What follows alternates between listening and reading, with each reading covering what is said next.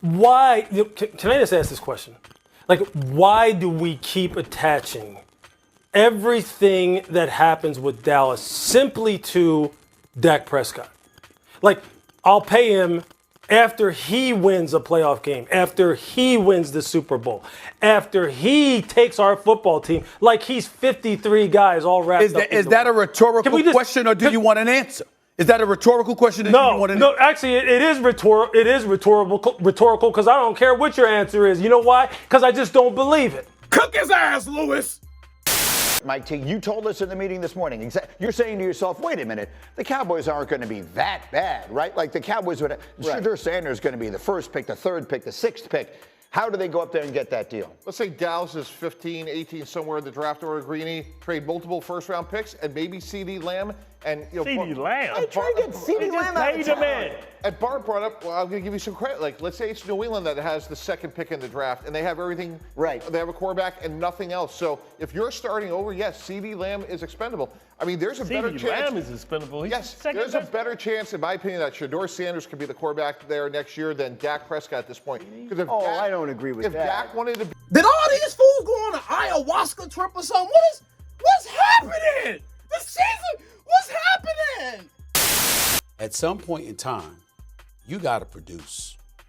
You got to show up. And it has to be in the postseason. Y'all want to know something funny about the playoff narrative that people keep bringing up? Dak Prescott has a top 20 in NFL history quarterback rating in the playoffs. I'm just saying.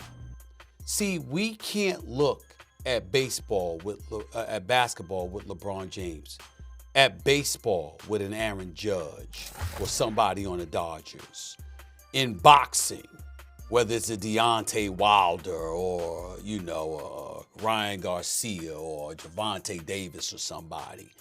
We can't look in tennis with Djokovic and all of these guys. We can't look at golf with Tiger Woods or whomever else we want to come up with in this day and age, because we know that Tiger Woods ain't what he used to be.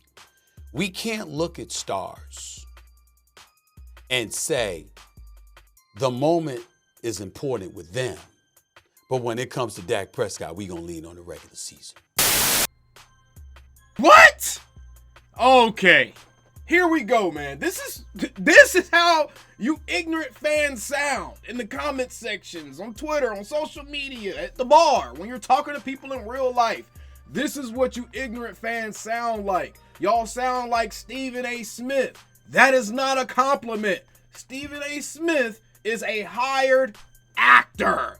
His name is Brick. Okay? Y'all know what Stephen A. Smith is about. We know what ESPN is about. The thing here is, our fan base continues to allow the ideas and the thought processes of these damn parasites to just tunnel into the core of our community, and we got people echoing this foolish crap. Shedeur Sanders is not going to be playing for the Cowboys. It's going to be dang near impossible for that to happen, and you're out of your mind. You're out of your mind, Mike Tenenbaum. Now I see why you're working for ESPN as another paid actor instead of actually working in anybody's front office, because if you think in any universe the Cowboys are trading multiple first-round picks and CD Lamb to move up to draft Shedeur Sanders, you're out of your cotton-picking mind. That makes no sense, Mike Tenenbaum. And to be quite honest, this stuff right here, y'all, there's a reason I haven't just been ripping to shreds every single Cowboys take, because to be quite frank, I'm tired of hearing it. I'm tired of these Cowboys takes. I'm tired of the off-season chatter about the team. I'm tired of these convoluted ass storylines that they're trying to create on behalf of the Cowboys. I'm tired of these analysts trying to just wish and think things into fruition. Shedeur's not going to be here. The Cowboys aren't going to be bad enough for him to be here. If you're under the illusion that you think the Cowboys are going to be bad enough for Shedeur Sanders to get drafted to this team, if you think that the Cowboys are going to have a 15th, 16th, 17th pick in the draft, you're out of your beloved mind, okay? The Cowboys are better, damn near across the board, Probably the only place where you can say they may have taken a step back is at left tackle. And even then, we got a first-round talent that looks like an absolute wall over there. So everywhere else across the board, the Cowboys got better. On the defensive line, they got better. In the linebacker room, they got better. In the DB room, we got deeper. Our running back room, we got better. Our receivers are going to be better. Our tight ends are going to be better. Our quarterback is in the second year of an offense. He's going to be better. This doesn't make sense. I don't understand why Cowboys fans have their heads so far up their asses that they can't see the sun come out the next day, because they're just drowning in this self-imposed misery. Oh my gosh. I'm so glad that Louis Riddick completely just dismissed Stephen A. Smith and just completely took his response, his retort to that question he asked is out the window, because I'm glad he said it's rhetorical, man. I don't need you to answer it because I don't believe you. You got people on the actual programs telling the viewing audience that even the folks that's on that set taking part in the entire skit, they don't believe what Stephen A. Smith and these other people are peddling. Now, let's go ahead and address this ridiculous point Stephen A. Smith made about, oh, you need to win. You need to win at some point. You gotta show me. Excuse me. I'm looking at the top quarterback salaries in the entire NFL, and I see Joe Burrow making $55 million per season. He's had pretty much 1.5 healthy seasons, one decent playoff run that was honestly mainly orchestrated by a staunch defense, a kicker that was making everything, and then he did ball out in the Super Bowl, but by no means did Joe Burrow play like prime Tom Brady during that playoff run where they made it to the damn Super Bowl, y'all. Joe Burrow did just enough not to get in his team's way for the most part. Jordan Love making $55 million. Excuse me, he only had 6 or 7 good games and he got a $55 million per year contract. Trevor Lawrence making $55 million. Excuse me, he was a number 1 overall draft pick and hasn't really done a damn thing in the playoffs, yet he got his money. Tua Tagovailoa, no playoff wins. In fact, he hasn't even made the damn playoffs consistently in his career.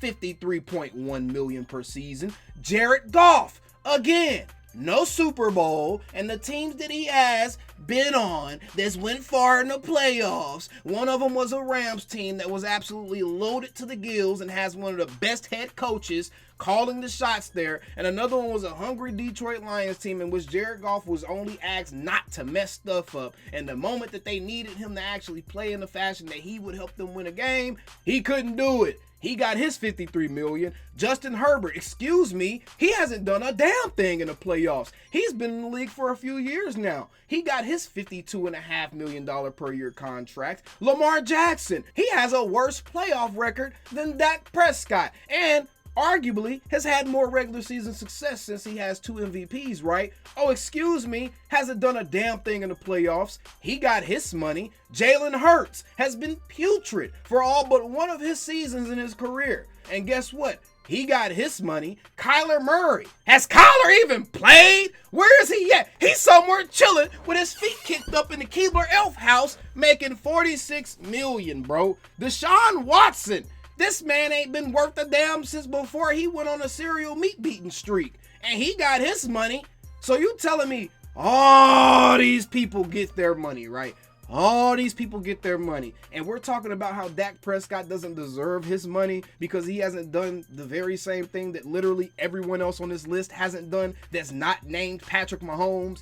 Patrick Mahomes, by the standards that you guys are creating, Patrick Mahomes is the only quarterback that should be getting a contract extension. And everybody else, Justin Herbert, Lamar Jackson, Jalen Hurts, Jared Goff, Tua Tagovailoa, Trevor Lawrence, Jordan Love, Joe Burrow, all the rest of these guys, they just need to be just sent on their way, retired, sent down the dusty trail, and then all these teams need to just draft new quarterbacks and try it all over again. And essentially what you're doing is you're giving yourself a 4 or 5 year window to win, and if you don't win, you blow it all up again. You know what happens when you do stuff like that? You know what happens? You end up a team, an organization with no identity, no established culture, no type of anything for players to be able to sink their teeth into and understand what the hell is going on within that program. You end up like the New York Jets. You end up like the Cleveland Browns. You end up like any of these other teams that have never won a damn thing. And you know why? It's because they never established anything consistent and kept actually taking shots at the thing. Guys, you don't give yourself a 3 or 4 year window to win and then say call it quits. Peyton Manning, Drew Brees, there's countless, and I mean countless examples of some of the best players in NFL history that never won a damn thing to the latter part of their career because it's hard. It's hard to win a Super Bowl because only one team does it every year, bro. And if we look at it, oh, you got to show up in the playoffs. I guess him beating the brakes off of Tom Brady while almost posting a perfect quarterback rating isn't showing up in the playoffs, even though Tom Brady is notoriously one of the most difficult players to put out in those type of situations. The Cowboys and Dak Prescott did it. Oh, he also battled toe-to-toe with Aaron Rodgers and only lost because of his defense. Oh, and he also put his team in position to win against the LA Rams the year they won the championship, but then he lost because his defense gave up almost 300 yards rushing. See, you guys have selective memory. Y'all like to cherry pick moments and make those moments represent the entirety of a person's or a player's existence or their career. And that's just not true. And Stephen A. Smith and other people like him regurgitating these tired, played out ass narratives that, to be quite frank, have honestly started to even lose some of their entertainment value because people are seeing through it.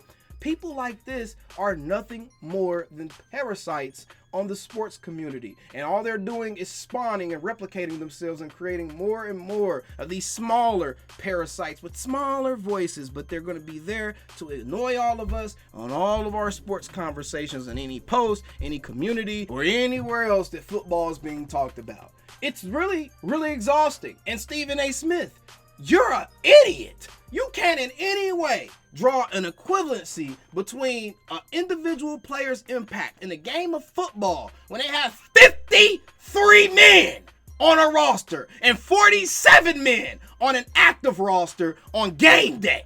You can't compare the impact that one player has in a game like football with the impact that what somebody can do on a basketball court, where there's 10 guys maximum on the court at one time, and one player can truly dictate the entire flow of a game. Watch LeBron do it for his whole career. You can't compare it to tennis, where there's 1-on-1 or 2-on-2 at the most. You can't compare that. There's not as many moving parts. There's not as many variables. There's not as many controlled variables. You can't compare golf. I don't know. What the? This wide foreheaded mother. I'm done. Stephen A. Smith, bro. We're not paying attention to him this season, y'all. This is my one Stephen A. Smith video this year. Unless he just says something this is completely outrageous later in the season. This is it. Because his co-hosts don't take him seriously. I don't take him seriously. You shouldn't take him seriously. And we damn sure ain't listening to no Mike Tannenbaum, whatever the hell his name is. We still them damn Cowboys, bro. I am over this. I'm over calling me, texting me, paging me, asking me, am I still them boys? Y'all usually check on me. Listen. I'm still them boys. Hey! Woo! Hey! I'm still them boys.